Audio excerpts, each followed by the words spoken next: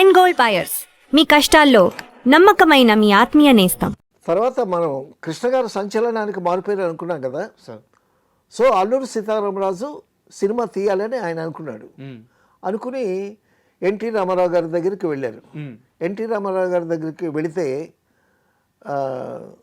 అన్నగారు ఇలాగా మేము అల్లూరి సీతారామరాజు చేయాలనుకుంటున్నాము అంటే ఆల్రెడీ వీళ్ళు ప్రిపరేషన్స్లో ఉండి ఆయన దగ్గర ఒక మాట చెప్పుదాము పెద్దరికంగా ఉంటుందని ఆయన దగ్గరికి వెళ్ళారు. ఆయన కూడా ఇది వరకు ప్రయత్నించున్నారని తెలిసి ఆయన ఆల్రెడీ స్క్రిప్ట్ తయారు చేసుకొని మేము చేస్తున్నాం బ్రదర్, అది మా దగ్గర స్క్రిప్ట్ ఉంది.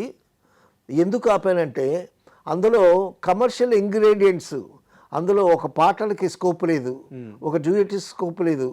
సో కమర్షియల్గా ఎక్స్పెక్ట్ చేస్తారు కదా అని ఆపాను నేను. అని అంటే మేము ప్రొసీడ్ అవుతామండి, మేము తీస్తామండి అది ఇది అని ఆయనతో ఒక మాట చెప్పి వీళ్ళు అల్లూరి సీతారామరాజు తీశారు. చాలా అద్భుతంగా తీశారు, చాలా కష్టపడి చేశారు. అందులో ఫోటోగ్రఫీ కానీ, ఆదినారాయణరావు గారు మ్యూజిక్ కానీ, మహారథి గారి డైలాగ్స్, మహారథి గారు ఒక ఋషిలాగా ఒక యోగిలాగా కూర్చుని ఆ సినిమా స్క్రిప్ట్ అంత అద్భుతంగా రాశాడు ఆయన. ఆ సినిమా స్క్రిప్ట్ రాసేటప్పుడు అంటండి ఈయన అడవిలోకి వెళ్ళిపోయేవాడంట మహారథి గారు. ఒకరోజేమో ఒక అతను తోడు తీసుకుని అడవిలోకి వెళ్ళిపోయి అక్కడెక్కడో కూర్చొని ఒక చెట్టు కింద ఉంటుండేడంట. మరుసటి రోజేమో ఆయన ఒక్కడే వెళ్ళిపోయాడంట రాసుకోవటానికి.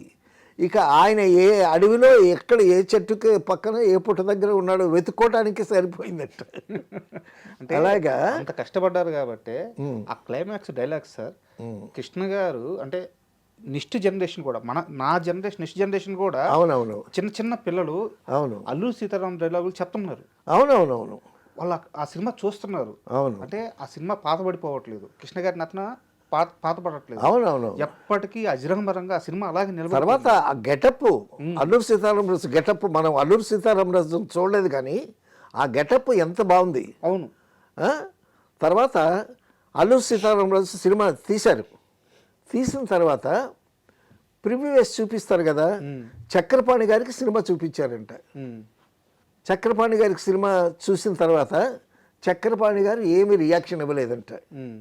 కృష్ణ గారు వెళ్ళి అడిగారు, ఏంటి సార్ ఏంటి సినిమా ఎలా ఉంది అని. ఆయన ఏమని అన్నాడు, నీకు ఇప్పుడు ఎన్ని సినిమాలు ఉన్నాయి అని అన్నాడంట చక్రపాణి గారు. 7 సినిమాలు ఉన్నాయి అని అన్నట్ట. ఆ 7 సినిమాలు ఫ్లాప్ అవుతాయి అన్నాడంట ఆయన. అదేంటి సార్ అన్నట్ట, ఈ సినిమా చాలా అద్భుతంగా ఆడుతుంది, సో ఈ అద్భుతం దృష్టిలోనే ఆడియన్స్ మిగతా సినిమాలని చూస్తారు, ఈ రేంజ్కి ఆ సినిమాలు ఉండవు. ఎంత ఆలోచించాడు ఆయన. ఉండవు కాబట్టి అల్లూరి సీతారామరాజు రిలీజ్ అయిన తర్వాత నీకున్న ఆ 7 సినిమాలు ఫ్లాప్ అవుతాయి అన్నాడు. అలాగే జరిగింది.